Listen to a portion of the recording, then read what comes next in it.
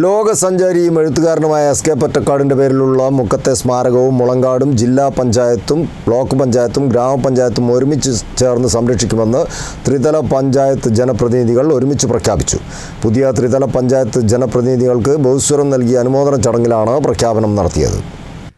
ലോകസഞ്ചാരിയും എഴുത്തുകാരനുമായ എസ്.കെ. പൊറ്റക്കാടിൻ്റെ പേരിലുള്ള മുക്കത്തെ സ്മാരകവും മുളങ്കാടും ജില്ലാ പഞ്ചായത്തും ബ്ലോക്ക് പഞ്ചായത്തും ഗ്രാമപഞ്ചായത്തും ഒരുമിച്ച് ചേർന്ന് സംരക്ഷിക്കുമെന്ന് ത്രിതല പഞ്ചായത്ത് പ്രതിനിധികൾ ഒരുമിച്ച് പ്രഖ്യാപിച്ചു.